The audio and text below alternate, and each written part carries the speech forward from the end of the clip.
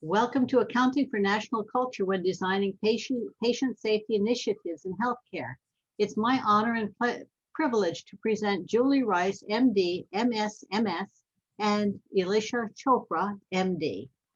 Take it away, ladies. Hi, I'm Julie, and I'm going to first start by saying I apologize for any hesitation on the Wi-Fi, but we'll just keep going through and recording as best we can. But this is Accounting for National Culture when designing patient safety initiatives in healthcare. And just so that you can get to know us a little bit at first, my name is Julie Rice. I have a master's in medical and healthcare simulation from Drexel. I'm a graduate of the Johns Hopkins Emergency Medicine Residency Program. I'm currently assistant professor in the Department of Emergency Medicine at Johns Hopkins and the director of that department's simulation education. I'm also affiliate faculty with the Armstrong Institute for Patient Safety. And I'm Elisha Chopra. I'm also an assistant professor in the Department of Emergency Medicine, and I'm the assistant director of simulation for our residency program. So we want to talk to you today about considering national culture and values in order to strengthen team training and patient safety culture. So most people familiar with patient safety culture are aware of the 1999 report from the Institute of Medicine called To Err is Human. This report identified breakdowns in teamwork and communication that were leading to preventable patient harms within the US healthcare system. One of the outcomes of this report was a new focus on team training in healthcare. Funding became available from the US government after it mandated that team training be included in all military hospitals. Many team training programs, including Team STEPS, were formed around the same time. Most of these programs have a systematic methodology to improve communication, collaboration, and coordination, content for educators, opportunities for practice and feedback, as well as tools to help operationalize training into clinical setting. However, the other thing that a lot of these programs have in common is that they are developed in the United States and they're very similar. We're going to talk about Team STEPS as an example because they have this well-known multi-phase model that's showing the different phases of team training.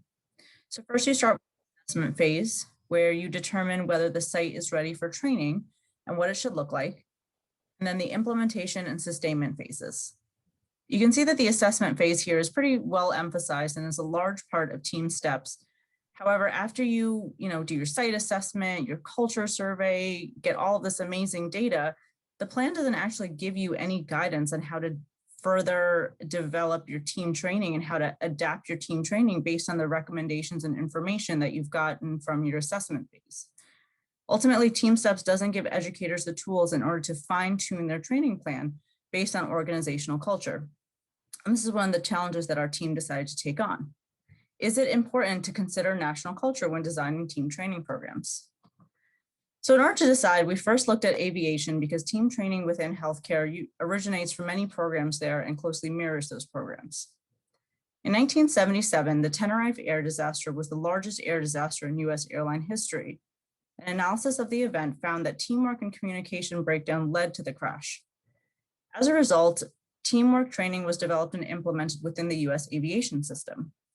And as a result, the subsequent outcomes were so good, there was such strong support for safety culture that teamwork training then became required by international aviation associations on all of their international carriers. However, when they exported this crew resource management as a training program internationally, they found that there were lots of problems. And aviation experts attempted to quantify the impact of national culture on safety culture and figure out why there were so many issues. So in order to quantify the impact, there was an extensive survey involving multiple countries, and the subsequent analysis produced about 6 clusters of countries with similar values. And what they found was that national culture impacted multiple areas that were important to safety culture, such as areas of command, endorsement of rules, and attitudes towards automation. As a result, now safety experts account for national culture in programmatic planning.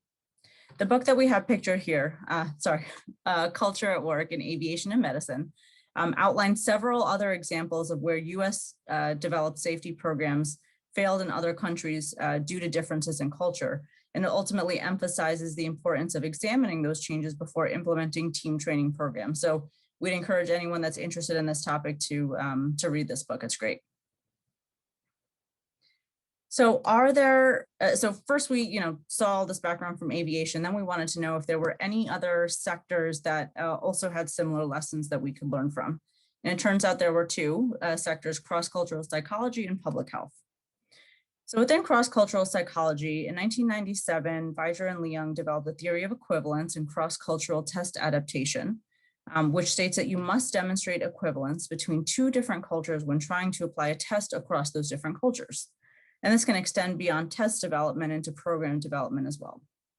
Unfortunately, many safety culture surveys that are used at the beginning of team training programs have not had this equivalence testing incorporated into them. We can also see in broad strokes that models of national culture are based on either shared values from Hofstede or shared norms in Gelfand, which we're going to touch upon in a second. So Hofstede developed a cultural dimensions theory looking at shared values. So there are many different categories that different countries manifest differently. We're just going to talk about power index as an example. So power index is related to hierarchy and how comfortable cultures are within hierarchy. So for example, in some cultures, a subordinate and a superior may be more comfortable with a power difference. So in that culture, hierarchy and therefore power index is strong. Other cultures are the opposite and have a low power index.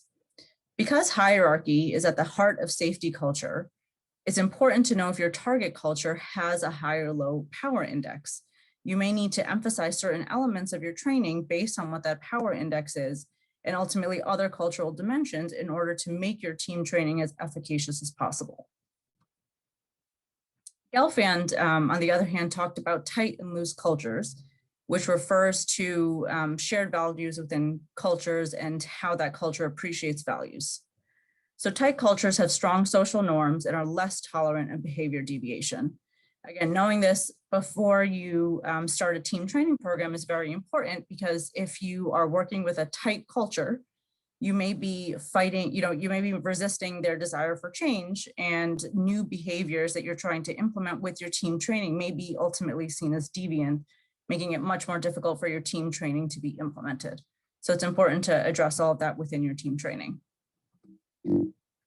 Lastly, within public health, it is very common for an evidence-based intervention, for example, diabetes education within a community, to be ultimately used across different communities. So there has been a very well-established stage model for adopting evidence-based public health initiatives. So this stage model first looks at data, has a data gathering phase, then preliminary adaptation, then adaptation testing, and ultimately adaptation. So I'll take back over at this point. Dr. Chopra and I were faced with this conundrum of how do we account for national culture when adapting team training initiatives. And as you can see, we looked at many different sectors, trying to figure out what had been done before.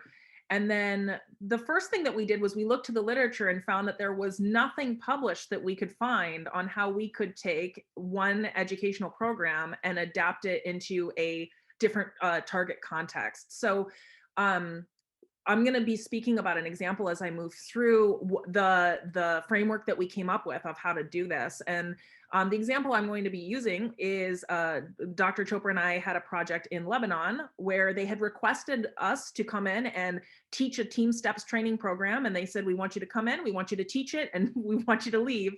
And we really thought that that wasn't appropriate because, as you can see, Team Steps was designed in the United States. In Lebanon, we could see that some of the tools that we had been trained to use in the United States may not culturally translate as well, especially when you're talking about tools centered around communication and hierarchy and things that are very kind of interpersonally dependent. So the first thing I want to talk about, we have a model that we're going to move through, but the first thing I want to talk about is just a mindset.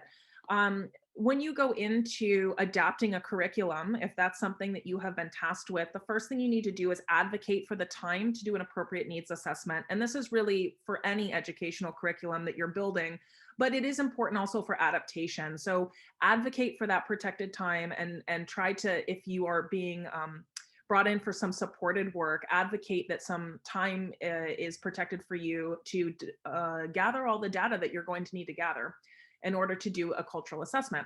We also want you to develop language, if possible, around the fact that no one culture is wrong.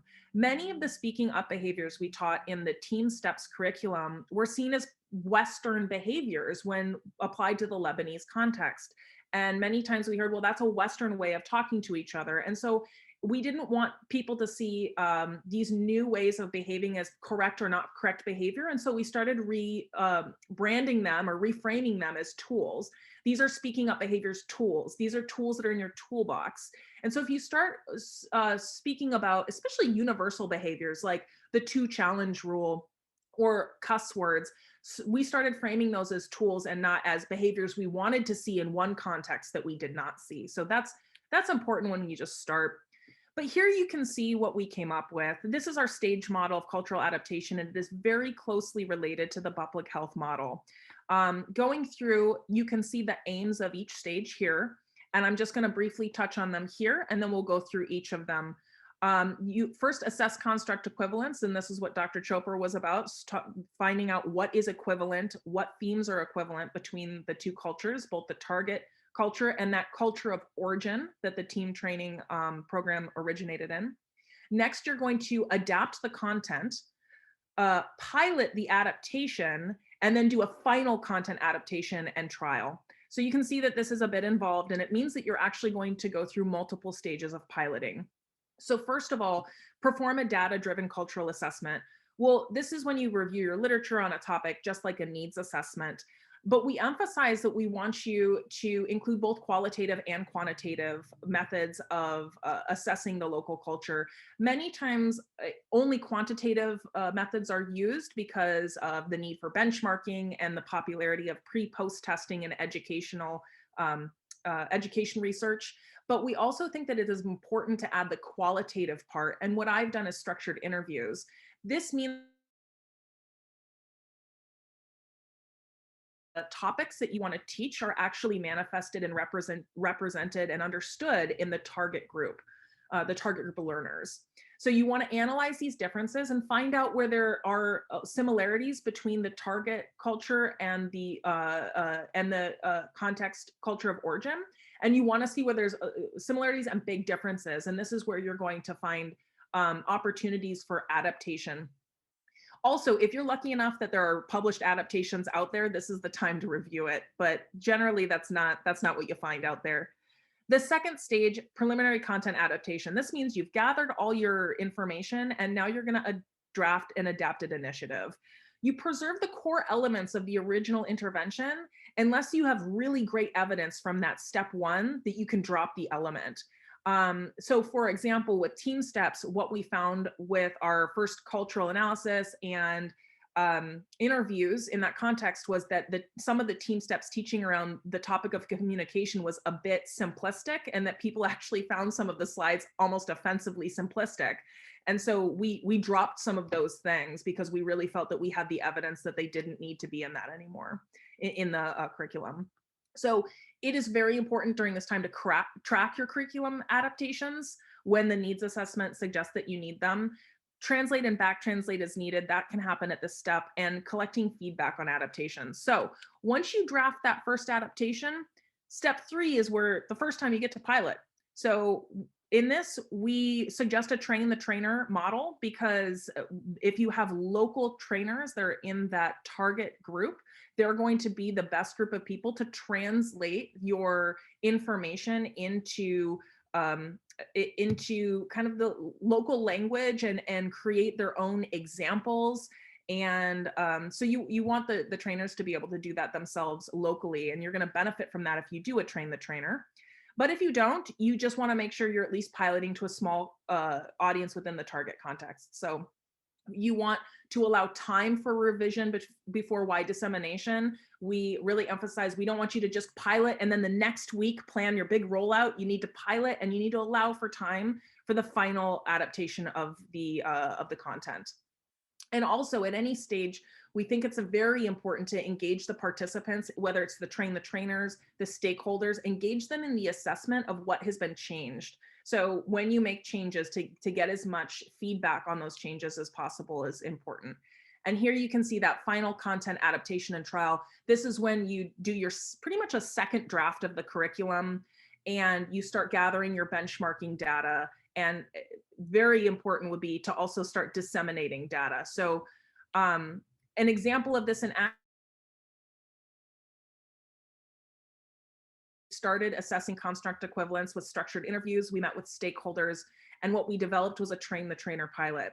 In step 2 here, you can see I'm Blondie up there teaching this group of very highly motivated local trainers. Those trainers, after every single hour of instruction, we pause to ask them, what do you think works for this, for your environment? What do you think could potentially be misinterpreted? What do you think has the potential to do harm in your environment instead of good? And we collected all of that feedback, made slight adjustments, and then we moved on to step 3 here. We had a pilot, we had our locally trained trainers, and we actually had them pilot the curriculum to local stakeholders. And so here you can see some of them playing around with some of the team steps games. They're piloting to stakeholders, and then the trainers and the stakeholders at the end gave us final feedback. That's then step 4, that final content adaptation. So Dr. Chopra and I were then redrafting the curriculum again. And now when the curriculum is taught, it's taught by the local Lebanese trainers to the Lebanese audience. And it continues to, it will continue to undergo revision and adaptation and hopefully be more efficacious as it goes forward. So just a little plug at the end, remember to disseminate. Anybody watching this, if you collect all this great cultural data or you adapt a curriculum, please write that up in some way that it can be disseminated, because you can be so helpful to somebody that's maybe within a similar context if you've already shared all the hard work that you did, and we can make our education content even better and even more efficacious and work even better. So here we've got, if you want to reach out to Dr. Chopra or myself, we have some of our social media tags right there. And if there are any questions, I don't think we have a lot of people for questions right now, but if there are any questions, we'd love to entertain them right now, if we have time.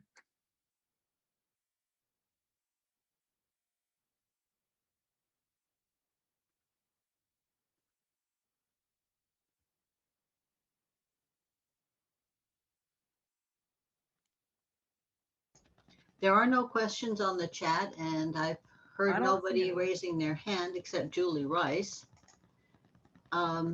So let's continue on. Next. That's all we got. Okay, then we finished on time. Sure did. Hi, Thank you, Linda. Dr. Rice. Great job. Thank you, Dr. Chopra. And Thank you. Hi, everybody for Kamna. Hi, attending. Linda. Hi, Thanks God. for our Hopkins cheerleaders. Great job. Yay.